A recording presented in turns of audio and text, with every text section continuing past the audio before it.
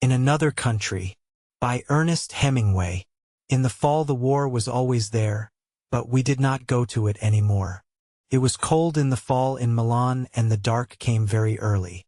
Then the electric lights came on, and it was pleasant along the streets looking in the windows. There was much game hanging outside the shops, and the snow powdered in the fur of the foxes and the wind blew their tails. The deer hung stiff and heavy and empty, and small birds blew in the wind and the wind turned their feathers. It was a cold fall and the wind came down from the mountains. We were all at the hospital every afternoon, and there were different ways of walking across the town through the dusk to the hospital. 2 of the ways were alongside canals, but they were long. Always, though, you crossed a bridge across a canal to enter the hospital.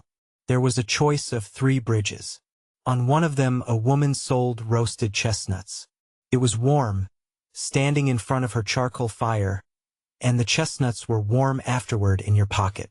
The hospital was very old and very beautiful, and you entered through a gate and walked across a courtyard and out a gate on the other side. There were usually funerals starting from the courtyard. Beyond the old hospital were the new brick pavilions, and there we met every afternoon and were all very polite and interested in what was the matter, and sat in the machines that were to make so much difference. The doctor came up to the machine where I was sitting and said, "What did you like best to do before the war?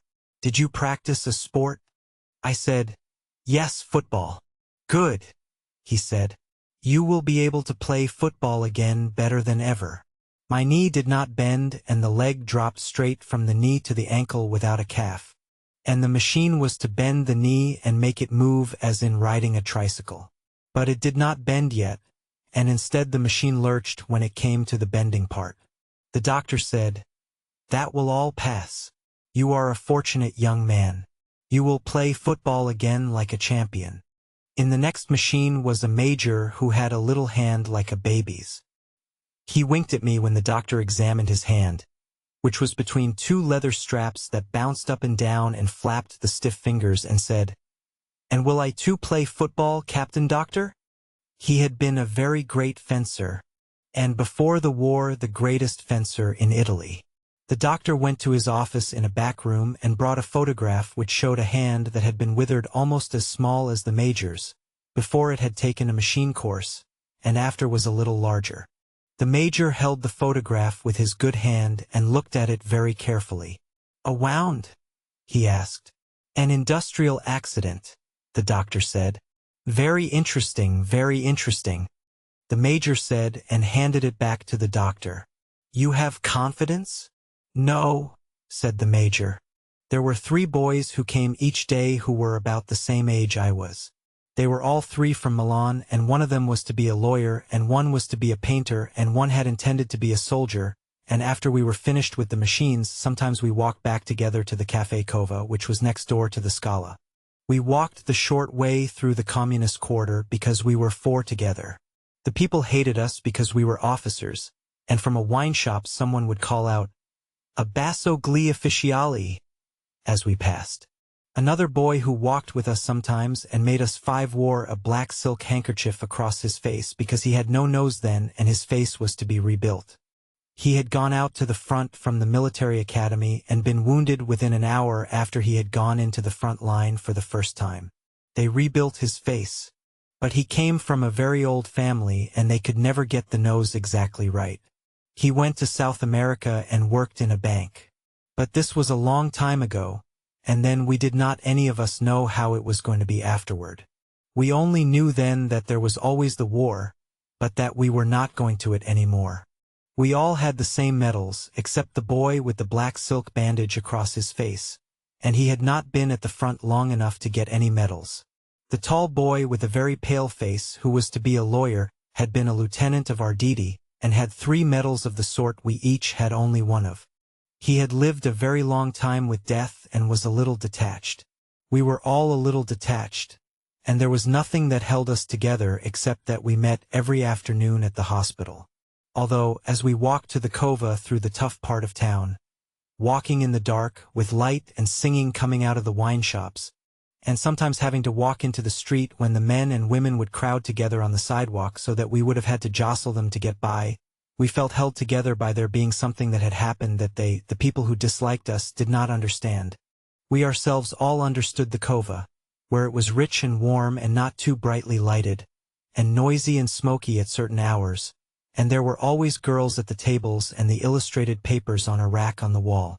The girls at the cova were very patriotic, and I found that the most patriotic people in Italy were the cafe girls, and I believe they are still patriotic. The boys at first were very polite about my medals and asked me what I had done to get them.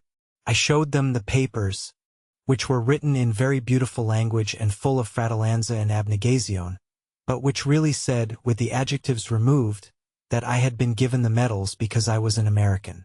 After that their manner changed a little toward me, although I was their friend against outsiders.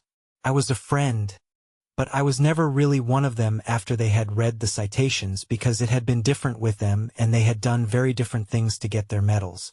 I had been wounded, it was true, but we all knew that being wounded, after all, was really an accident. I was never ashamed of the ribbons, though, and sometimes, after the cocktail hour, I would imagine myself having done all the things they had done to get their medals.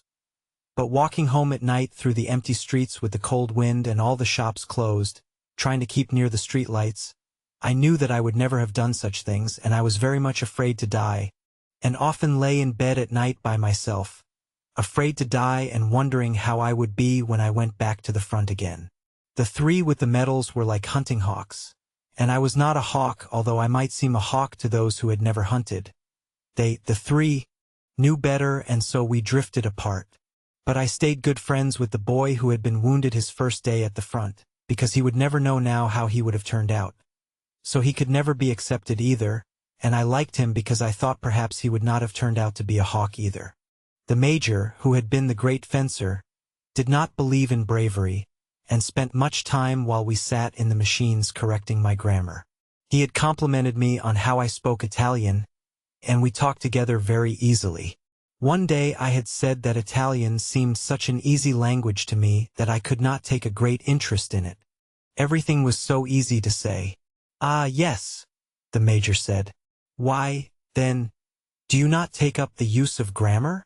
So we took up the use of grammar, and soon Italian was such a difficult language that I was afraid to talk to him until I had the grammar straight in my mind. The major came very regularly to the hospital. I do not think he ever missed a day, although I am sure he did not believe in the machines. There was a time when none of us believed in the machines, and one day the major said it was all nonsense. The machines were new then, and it was we who were to prove them. It was an idiotic idea, he said.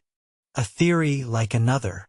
I had not learned my grammar, and he said I was a stupid, impossible disgrace, and he was a fool to have bothered with me.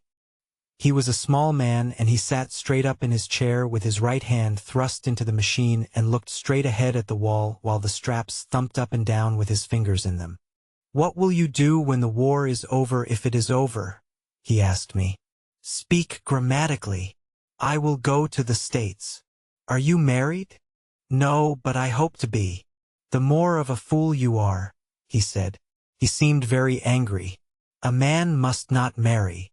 "Why, Signor Maggiore?" "Don't call me Signor Maggiore." "Why must not a man marry?"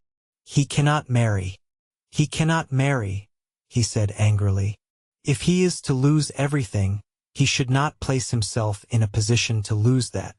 He should not place himself in a position to lose. He should find things he cannot lose." He spoke very angrily and bitterly, and looked straight ahead while he talked. "But why should he necessarily lose it?" "He'll lose it," the major said. He was looking at the wall. Then he looked down at the machine and jerked his little hand out from between the straps and slapped it hard against his thigh. "He'll lose it," he almost shouted. "Don't argue with me." Then he called to the attendant who ran the machines. "Come and turn this damned thing off." He went back into the other room for the light treatment and the massage. Then I heard him ask the doctor if he might use his telephone, and he shut the door. When he came back into the room, I was sitting in another machine. He was wearing his cape and had his cap on, and he came directly toward my machine and put his arm on my shoulder. "I am so sorry," he said, and patted me on the shoulder with his good hand. "I would not be rude. My wife has just died. You must forgive me." "Oh," I said, feeling sick for him. "I am so sorry." He stood there biting his lower lip. "It is very difficult," he said. "I cannot resign myself." He looked straight past me and out through the window. Then he began to cry. "I am utterly unable to resign myself," he said and choked. And then crying, his head up looking at nothing, carrying himself straight and soldierly, with tears on both his cheeks and biting his lips, he walked past the machines and out the door. The doctor told me that the major's wife, who was very young, and whom he had not married until he was definitely invalid out of the war, had died of pneumonia. She had been sick only a few days. No one expected her to die. The major did not come to the hospital for 3 days. Then he came at the usual hour, wearing a black band on the sleeve of his uniform. When he came back, there were large framed photographs around the wall, of all sorts of wounds before and after they had been cured by the machines. In front of the machine the major used were 3 photographs of hands like his that were completely restored. I do not know where the doctor got them. I always understood we were the first to use the machines. The photographs did not make much difference to the major because he only looked out of the window.